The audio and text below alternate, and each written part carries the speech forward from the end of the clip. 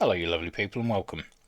In this video we'll be doing some navigation and using the autopilot in the JustFlight Avro Vulcan B.Mk. Now obviously we're going to do my standard stuff. We'll do the flight plan, we'll do some freehand navigation, and then we'll have a look at the autopilot, and then I'll finish off with an ILS landing. Now you can see I've created a flight plan. We're going to take off from Scampton, go to Lamex, up to Nisby, Zadti, Ux1, Otbed, down to CI25, and then in at Coningsby. And I'm going to let the Vulcan do that all via the autopilot using the GPS. So let's get into the cockpit. I'm going to explain the military flight system that the Avro Vulcan has, and then we'll get into the flying. Right, so let's get the elements of the MSFS pointed out. So the military flight system is made of twin aircraft attitude systems, which we basically know them as artificial horizons, but they're known as director horizons in the Vulcan. So one here and one for the co-pilot. Then we have twin compass systems, which we know as HSIs, but they're not like how we know them to be. So we've got one here and one again for the co-pilot. Then we have the autopilot itself. To control that, we need the military flight system selector switches here, the autopilot itself, and we also have some extra elements to the autopilot here. Now we're going to zoom in, take a look at the director horizon. Like I say, it's like an artificial horizon, like we know in other aircraft. We've got pitch ladder, bank angles, the aircraft datum, and the horizon itself. But we have some extra elements, mainly this circle here, which looks a bit like a turn slip indicator, but it's not, as that's down here. And we've got these yellow horizontal and vertical lines. Now the yellow lines are part of the flight director, and when the autopilot is in control of the aircraft, these lines will turn either left, right, up or down, depending on where the autopilot wants the aircraft to actually go. So if you want to bank to the left, this flight director banking indicator will either slide left or right, and this is where the aircraft is actually facing, and it will actually slide along and line up back with the flight director, and the same will go with the pitch variant as well. Then we've got the compass, which we call a HSI. We have a datum with the pointer of which way the aircraft is actually facing. And we've got two elements of controlling this. We have at the moment the heading bug. Wherever we point, that will follow. Or, as this is a double layered, if we're in VOR, ILS or TACAN, to follow it properly where we want it to go, because the course deviation indicator isn't actually part of the datum as we would normally be used to, we have to left click hold, press right click. Now we have control of the actual course deviation, and what this will do is also turn the compass outer ring like a bezel on a watch, so as you can see, but it also turns the pointer of the aircraft. And what this will do is you'll turn this until the line, the course deviation indicator lines up with the two parts of the solid line, and then the aircraft will actually turn onto that heading, because instead of the heading bug being where you want it to go, the top here, wherever that bezel is pointing, so if it's true north we're going to 360 or 000, the aircraft will turn to 000. You'll still need to make small adjustments because you'll probably not get on the proper course. You'll deviate slightly, but that can all be controlled from that, and I'll show you shortly. Next is the military flight system selectors. Now this is made of 3 switches.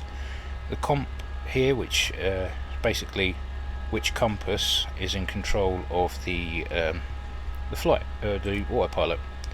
So either port or starboard, pilot or co-pilot. That's by default port, because obviously you've got the pilot in control. Now you've got the nav selector up here, and this will control the lateral part of the autopilot. So any movements left and right will be controlled by this. At the moment we're in TACAN. If we had a TACAN put in, we would get DME and a course bearing on this dial here. In remote, that the heading info is fed by the GPS, so we'll be using that shortly. BOM is for basically heading bug, so if the autopilot is engaged, wherever you stick that heading bug, the plane will follow.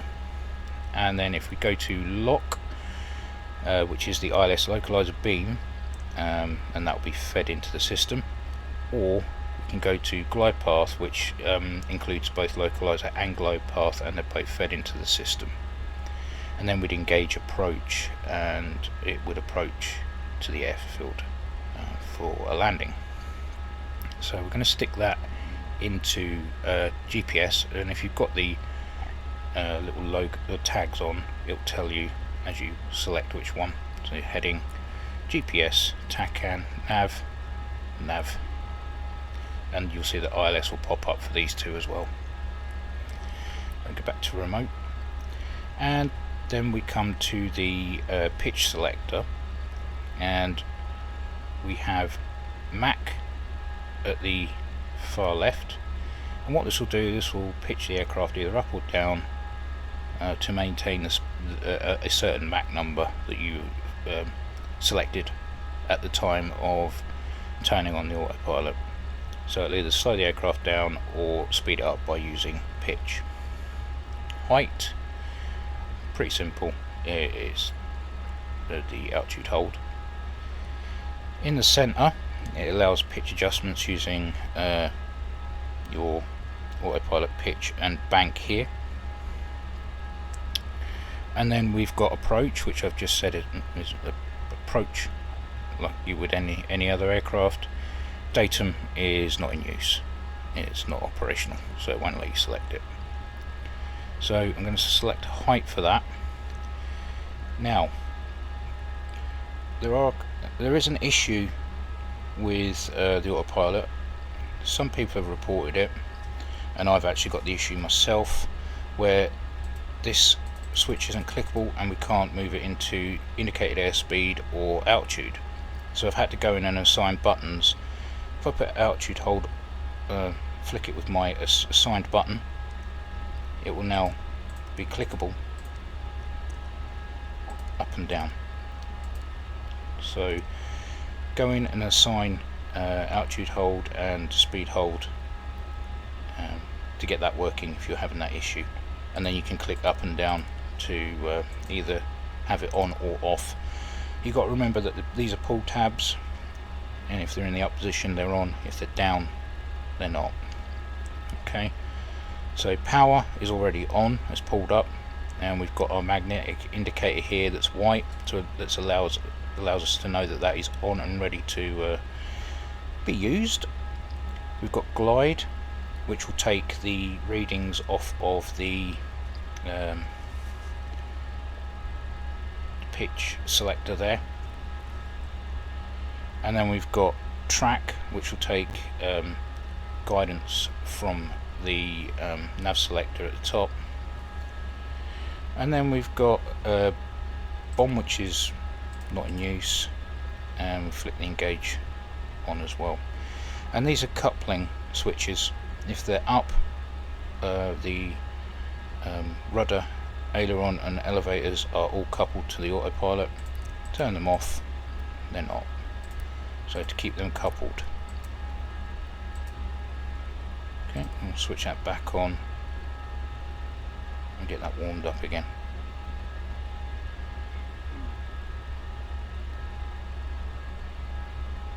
Just make sure that that comes back to life. There we go. Autopilot is ready to roll. So let's get this thing up in the air and start tracking our flight plan. But before we do that, obviously we're going to need our electronic flight board or electronic flight bag, or whatever you want to call it. I'm going to click on the navigation system and you'll see we get a little GPS unit here. I'm going to power that on and we're going to go with, oh God, you have to zoom right in, active flight plan. Okay, click map. We'll zoom out a little bit and you can see that our flight plan is there and ready to go. You can move the GPS unit if you're not happy with it down there. You can move it so it's on top of the glare shield. It is in the way slightly, but I prefer up there to down there because at least I don't have to keep looking down. And we can get rid of the tablet for now. Right, let's get rolling then. Throttle to 50%.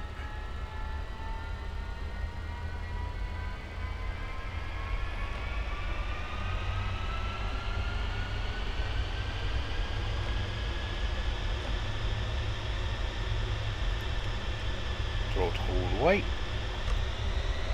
Brakes off.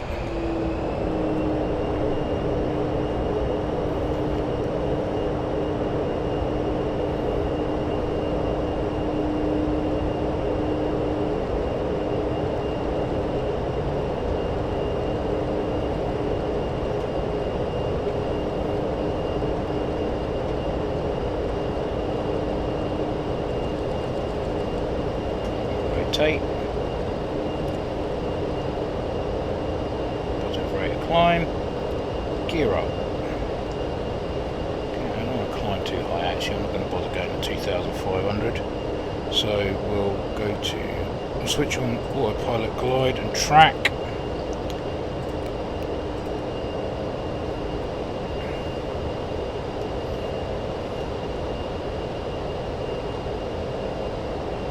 Okay, and now we should start following the flight path, and we should hold wherever I selected the altitude hold. We're sitting around about 1,300 while we're climbing.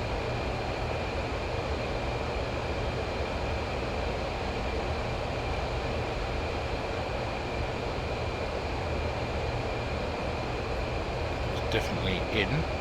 Up.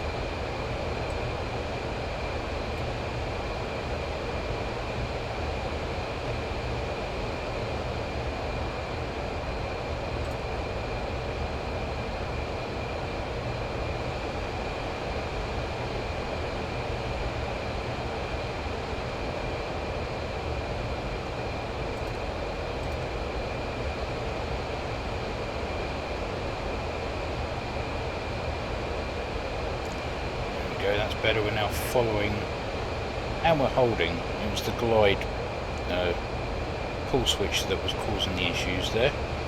So we're holding at 2,300, not far off the 2,500 I wanted anyway.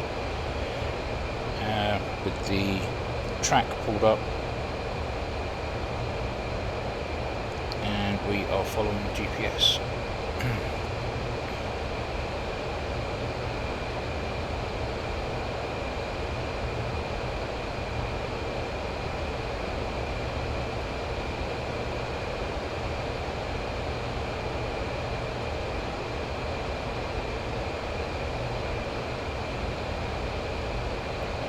So GPS mode on, we don't really need the pitch selector to really be selected to anything, as we are not currently activating it. We are just using the altitude hold.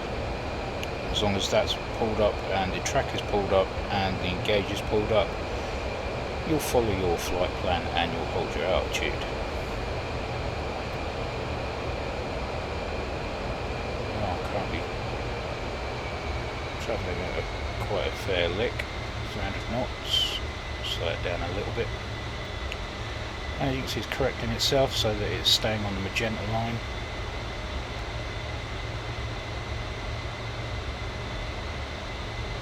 And you can see the flight director is making changes, and the aircraft is now following.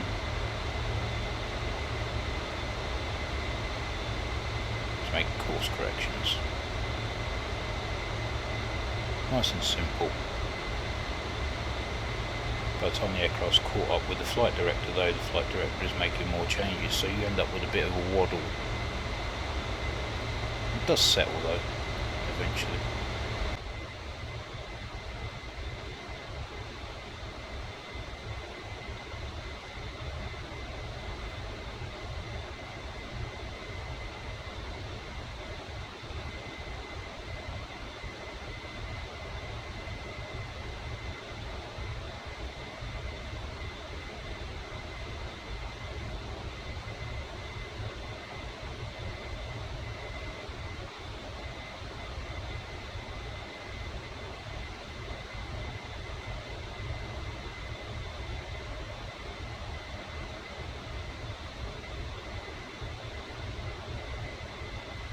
And we're just past CI 25 and we'll be on the approach for RAF Coningsby.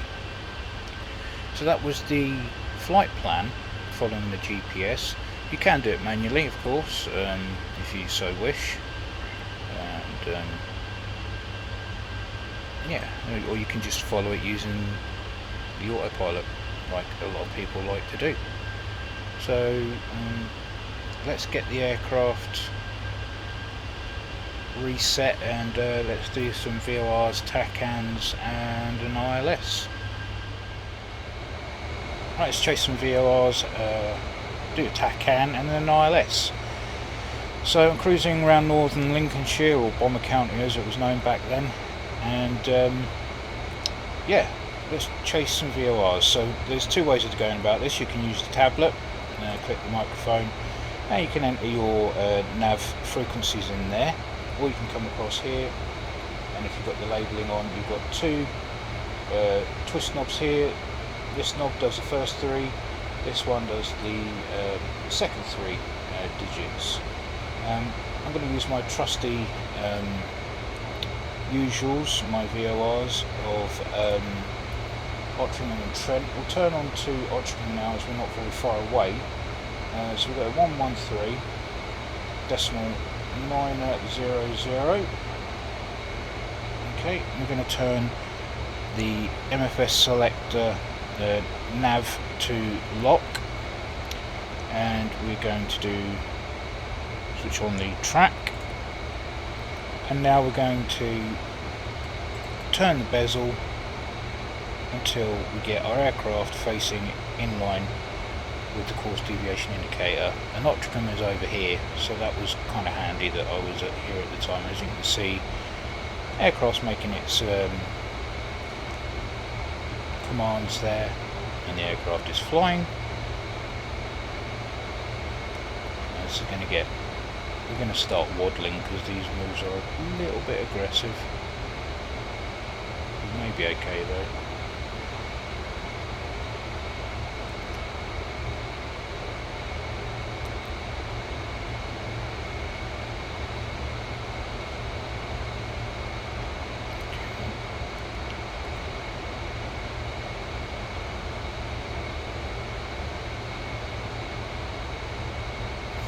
And again, if you wish, you can do this manually. You don't need to use the autopilot. I'm just doing it for ease of brain function because I can't do too much at once. I'm a bit dense like that.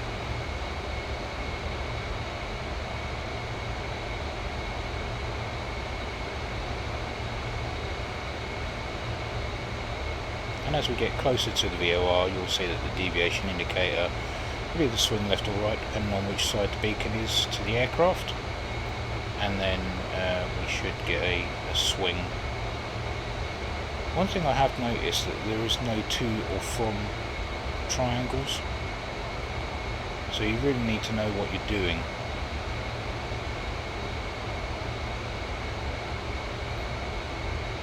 And always make sure that your aircraft datum is always facing the way you actually want to go, and not activate it with the tail pointing in the up position, otherwise you'll end up turning the aircraft round.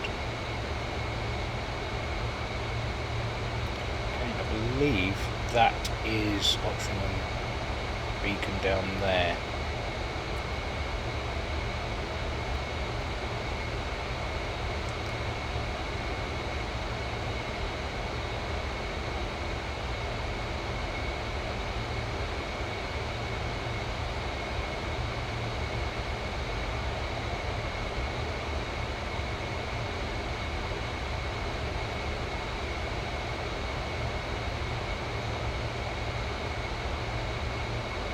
Okay, there we go, going over the top now, and we swung it round, and we're basically flying away from it. And the aircraft's going to turn around and it's just going to circle the VOR until I change frequency. So let's put Trent in on 115.7. 115.700. And now we're going to turn the aircraft datum and bezel so that it's facing the way we want it to go, and get that lined up, and there we go, the aircraft is taking the commands nicely.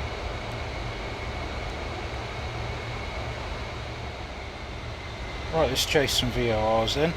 I'm going to use my two regular good old reliables of Trent and Ottringham.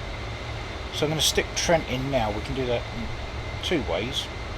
We can either use these two knobs down here to put the nav in. This knob here will do the first 3 digits, this one will do the last 3 digits. Or you can use the electronic flight bag, come into the microphone, and you can enter it there. I find it a lot easier to do it with these two because it's, well, you have to bring everything up and then select it and then close it and blah blah blah. So we're going to use Trent, like I said, so that's 115.700, so 115.700, and we're going to use the localizer, or nav as it says here on the nav selector. And what we're going to do is use the bezel to turn the aircraft so that we get that course deviation indicator, basically so it centralizes. Now I know that it's in a westerly direction, so let's keep turning it until we get that centralized on heading of 230. The aircraft will now turn onto that VOR. Unfortunately we don't have any DME. There's no way of telling how far away that is.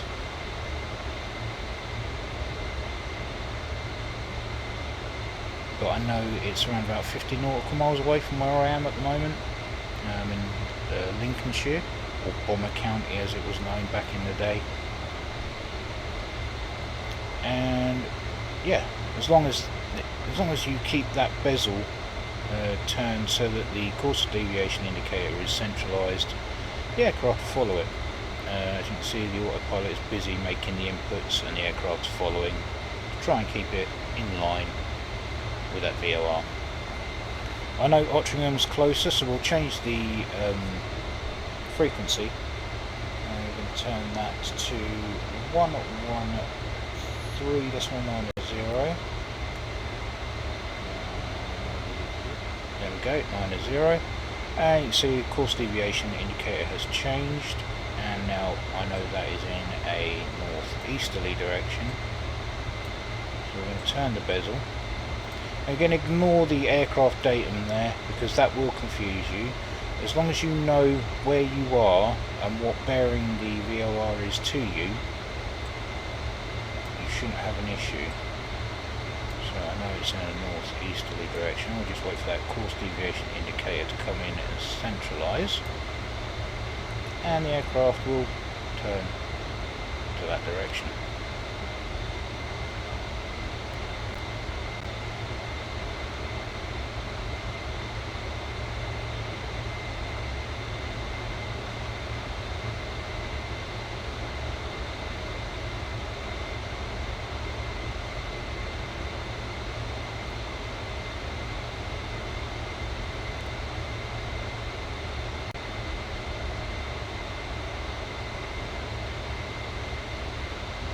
You can see you've got the River Humber there and the North Sea. Otteringham is in that direction, so we should level out any time now.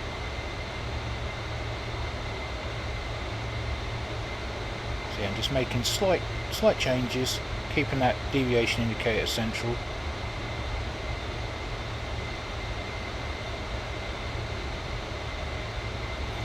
There we go, the autopilot's making its commands and the aircraft is following.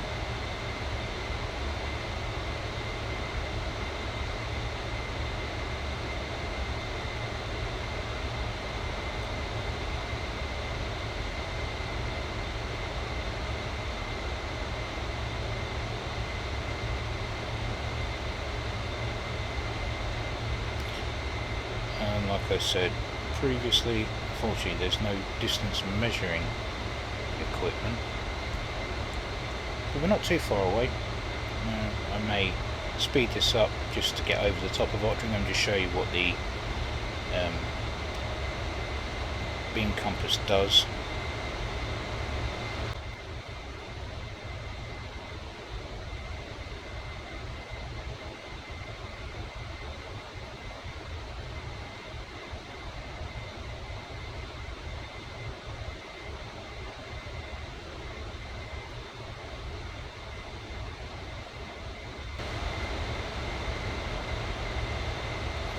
I think that's the VOR beacon down there, so we're just going to watch the beam compass here and see what happens.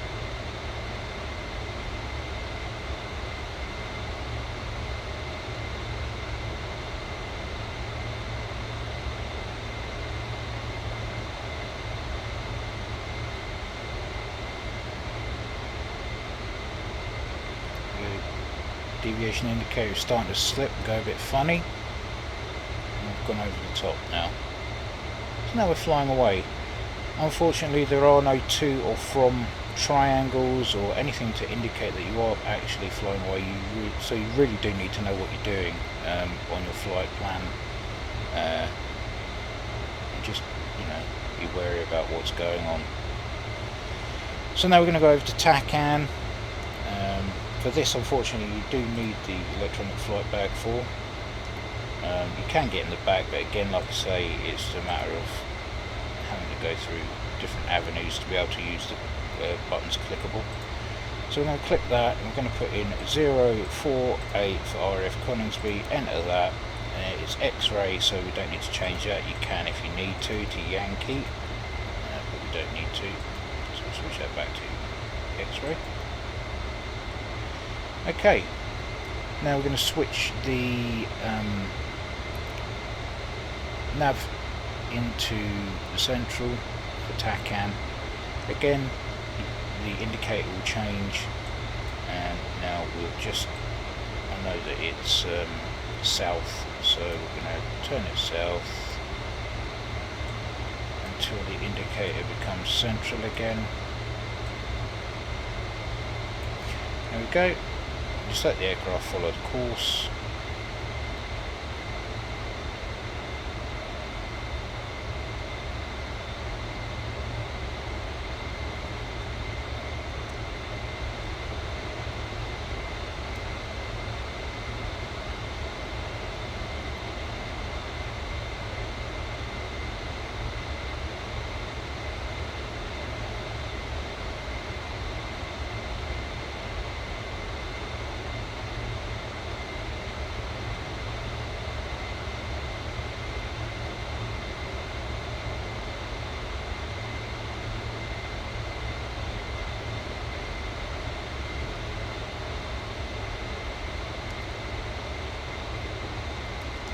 Again, we're pretty much bang on course for RAF Coningsby.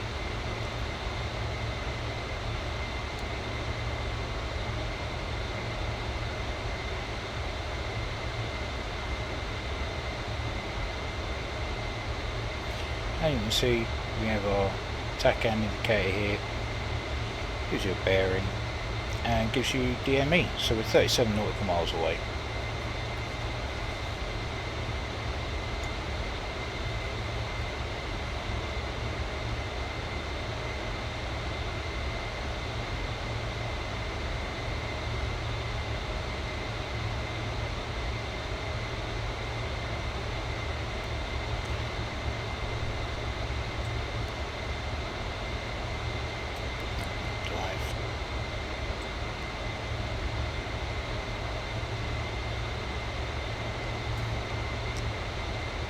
Just seem to have dropped. I'm just going to change the pitch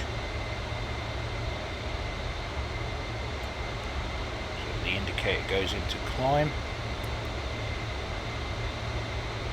and get back up to 2,500 feet.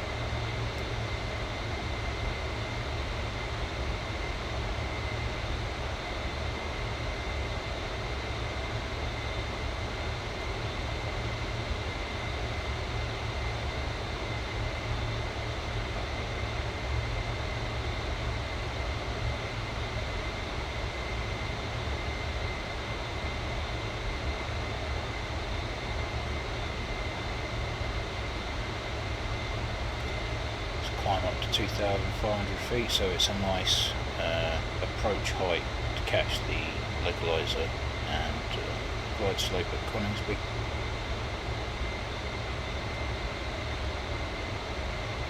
Once it does hit 2,400 again, I'll reactivate the altitude hold.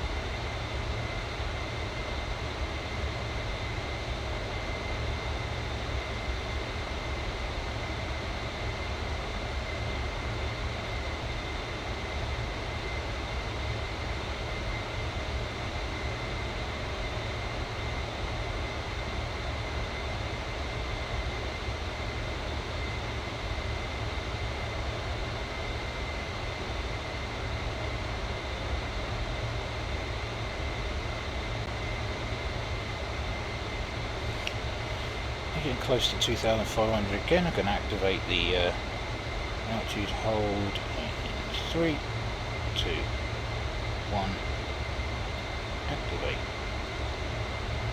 I should stay 2,500. Yep. Now we're just going to reset the pitch back down to 0.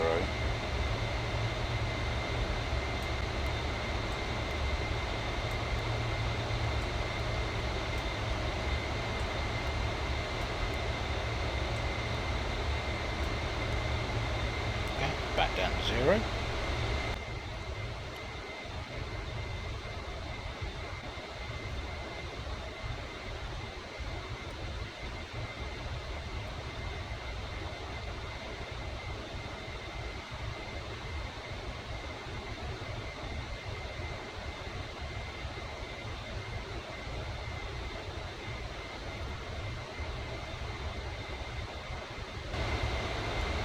And there she is, that's RAF Coningsby right there.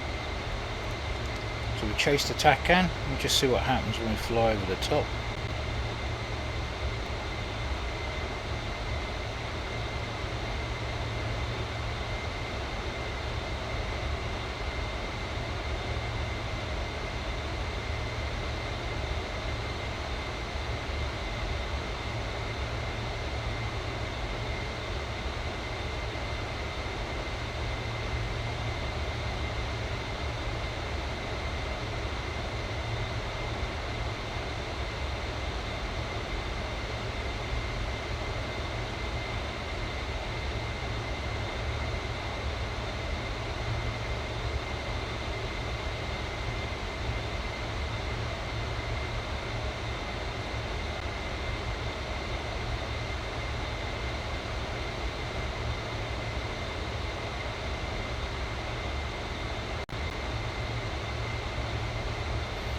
go, we swung over the top. The arrow is now pointing the other way,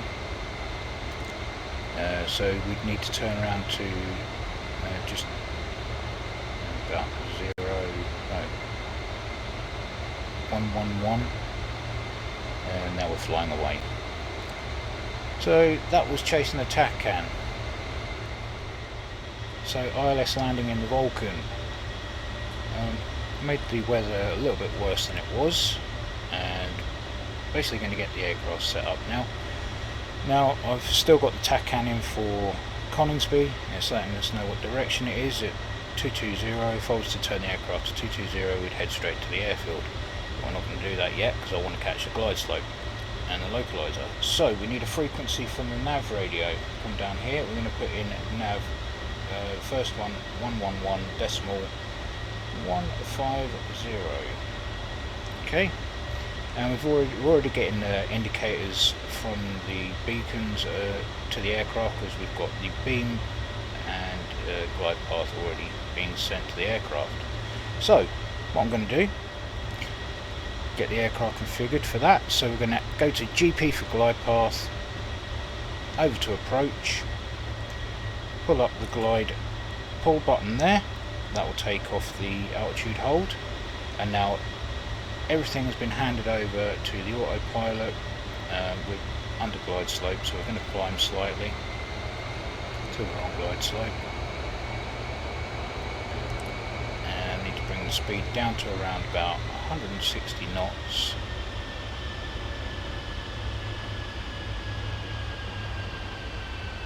That's good. Let's catch up with the glide path there. I can't see a thing. Once I get to around about 8 nautical miles, I'm going to drop the gear.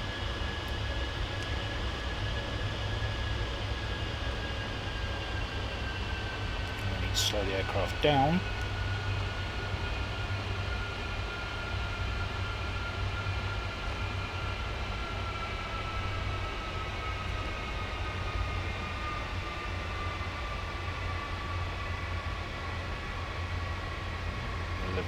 Leveling off now, guessing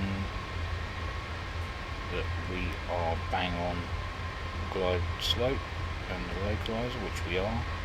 Matches with the TACAN dial there on glide slope quite nicely. We're at 8 nautical miles, geared down. Get ready for the drags, speed up slightly. We've got some break in the cloud, which is quite nice. Might catch a glimpse of Coningsby if I'm lucky. Yeah, so the ideal approach speed is around 158 knots, and we need to be going over the threshold at 148 with our barn doors on full. So get the air brakes into full mode into the second stage, and then once we hit the deck, once we get below 148 knots, we can open the drag chute. We've got a good speed hold there.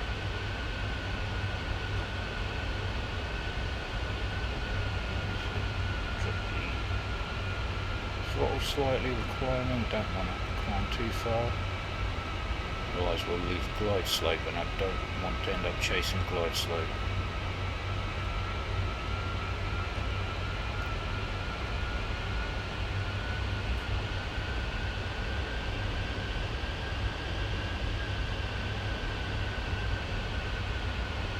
I'm doing this by manual throttle movements at the moment. There is an auto throttle. I'm not really keen on that. I'd rather do it manually.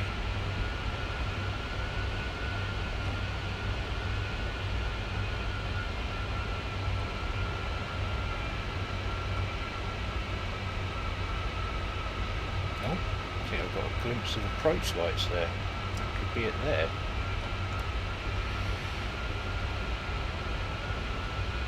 Yep, those are the approach lights. Bang on glide slope, bang on the localizer. Happy days.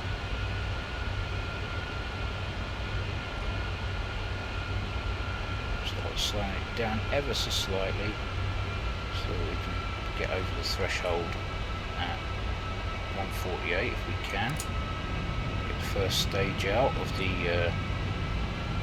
air brakes. Fill up slightly.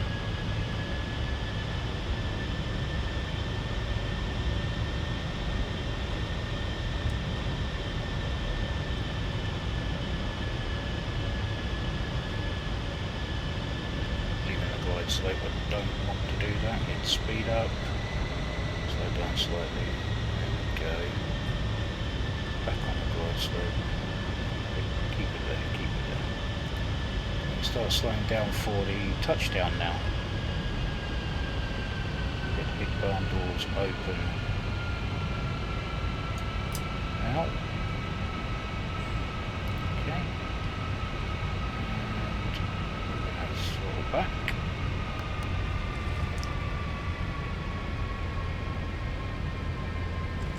Okay, and we're down. We need to do aero braking, or we can get the nose wheel down and stream the chute.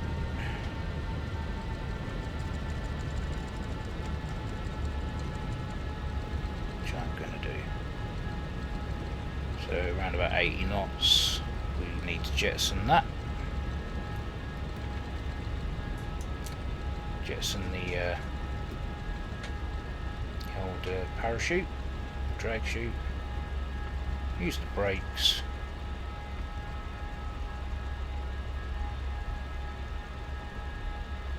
there you have it. We've made an ILS approach in the old Vulcan. A lot of fun, a bit stressful.